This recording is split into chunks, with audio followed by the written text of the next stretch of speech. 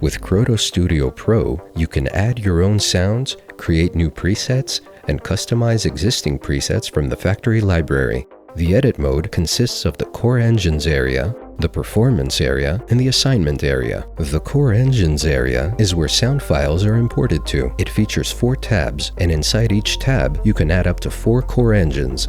To add a core engine to a tab, click the Add Engine button. You will then select one of 3 engine types: Granular, Reformer AI, or Sampler. To add sounds to a core engine, drag them directly from your sample library or click inside an empty engine and select Add Samples. You can combine up to 16 core engines of any type within a preset. To remove a core engine, click the Close button.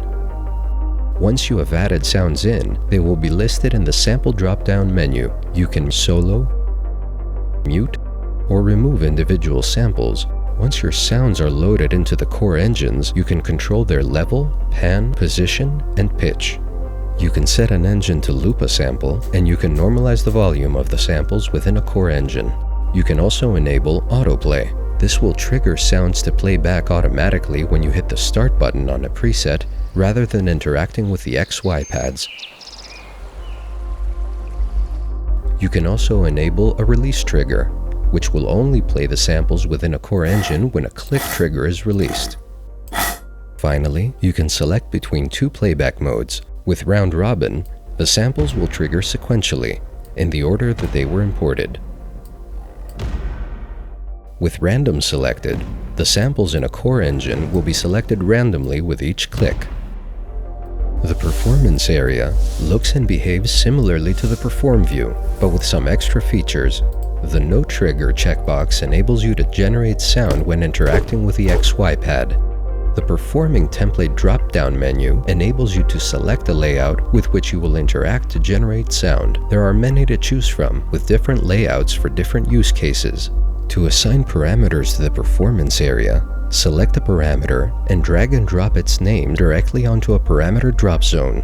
Hovering over a drop zone will cause the color of this zone to change to green. To assign a parameter to this zone, simply release the mouse click.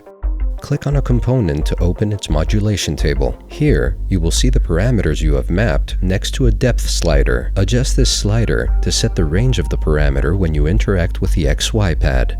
To remove a modulation assignment, click the Close button next to the slider. Once you're happy with your preset, you can save it to reuse. Click the Burger menu and select Save Preset As. This will open your own preset library destination where you can name and store the preset. To load the preset, click Load User Preset from the Burger menu. Explore our library or start building your own presets today.